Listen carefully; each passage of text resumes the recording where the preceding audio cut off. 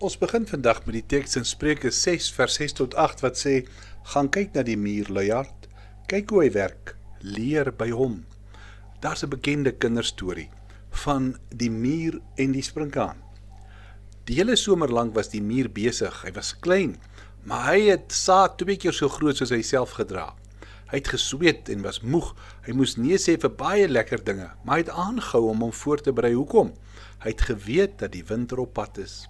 Intussen het die sprinkaan gemaklik gelewe. Hy het sy dae in die son omgeslaap of viool gespeel. Wanneer hy die muur sien, sou hy lag en vir hom sê, ontspan, hier is baie kos, hoekom werk jy so hard? Maar die muur het net sy voorkop afgevee en gesê, ek bære kos vir die winter, ek stel voor dat jy dieselfde doen. En toe het die seisoen verander, dit het skielik gebeur.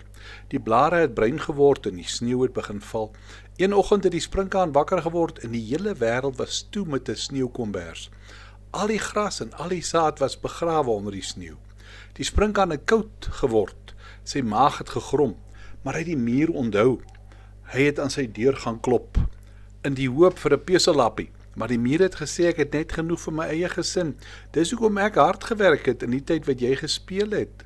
Die sprinkaan het rondgekyk, maar die lande was skaal, hy was yskoud en honger. Hy het te laat besef dat hy nie voorbereid is nie.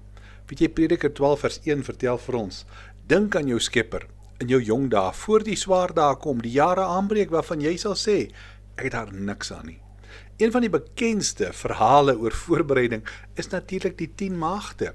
Maar ons kan ook dink aan Nehemia, iemand wat doelbewus moeite gedoen het om geestelik waaksaam te bly.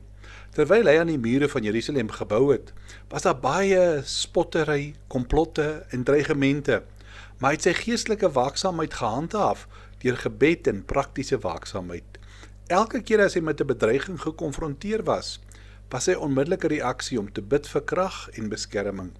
Hy het afhanklikheid met praktiese optrede gekombineer.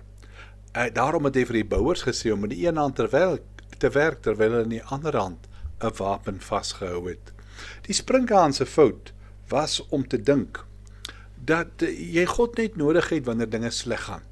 Maar weet jy, die wysheid van die muur was om te besef die beste tyd om sterk te word is voordat die moeilikheid kom.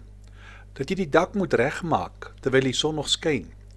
Om geestelik voorbereid te lewe soos die muur in die storie, beteken om jou geestelike spiere te bou in goeie tye, sodat jy sterk is wanneer die winterse uitdagings aanbreek.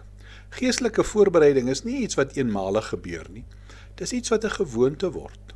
Om self van God te hoor deur in jou Bybel te lees, om met hom in die gebed te praat. Jy weet ook dat 'n muur nooit alleen werk nie.